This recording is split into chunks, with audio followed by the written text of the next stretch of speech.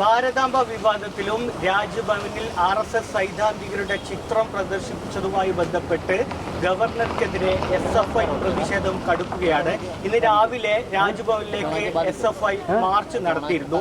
ഇപ്പോൾ ഇതാ തിരുവനന്തപുരം സംസ്കൃത കോളേജിൽ SFI ഒരു ബാനർ പ്രദർശിപ്പിച്ചിരിക്കുകയാണ്. SFI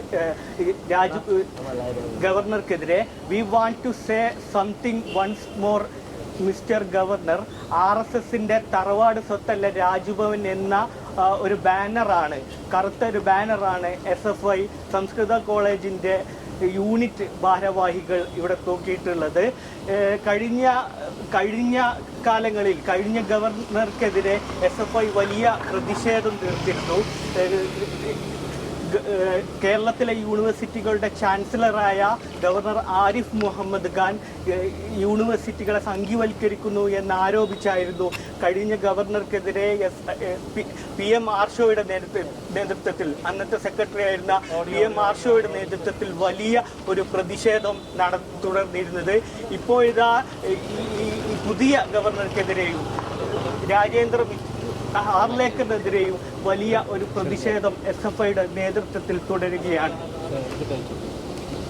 പുതിയ ഗവർണർക്കെതിരെയും പ്രതിഷേധം തുടരാൻ തന്നെയാണ് SFIയുടെ തീരുമാനം.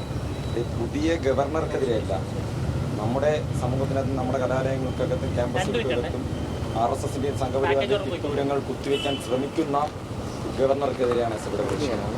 അല്ലാതെ ഗവർണർക്കെതിരെയല്ല. നമ്മുടെ പൊതുമേഖല, നമ്മുടെ സമൂഹത്തിനകത്ത് ഉൾപ്പെടെ നമ്മുടെ ഭരണഘടനാ ശിലാ കേന്ദ്രം എന്ന് പറയുന്ന രാജ്ഭവനകത്ത് ഉൾപ്പെടെ RSSന്റെയും സംഘപരിവാറിന്റെ തിട്ടൂരങ്ങൾ നടപ്പിലാക്കുകയാണ്. അതിന് തിരുത്താൻ ശ്രമിക്കുന്ന നമ്മുടെ മന്ത്രിമാരെ ഉൾപ്പെടെ വെല്ലുവിളിച്ചുകൊണ്ടാണ് രാജേന്ദ്ര ആർലേക്കർ എന്ന് പറയുന്ന ഗവർണർ കഴിഞ്ഞ ദിവസങ്ങളിലെല്ലാം ഉൾപ്പെടെ നടന്നുപോയിക്കൊണ്ടിരിക്കുന്നത്.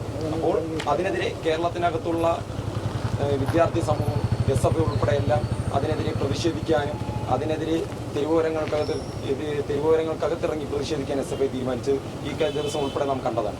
അതിനെതിരെ ക്യാമ്പസുകൾക്കകത്ത് നമ്മൾ ആ ക്യാമ്പയിൻ എത്തിക്കുകയും ഈ പൊതുസമൂഹത്തിലെ വിദ്യാർത്ഥികളെ എല്ലായിടത്തും എത്തിക്കുവാനും ഭരണഘടനാ മൂല്യങ്ങൾ ഉയർത്തിപ്പിടിക്കുന്നതിന് വേണ്ടി SFI ഉൾപ്പെടെയുള്ള വിദ്യാർത്ഥി സമൂഹം ഏറ്റെടുക്കുന്നതാണ്. അതുതന്നെയാണ് പറയുന്നത്. ഭരണഘടനാ സംരക്ഷണത്തിന് വേണ്ടിയുള്ള ഒരു പോരാട്ടമാണിത്.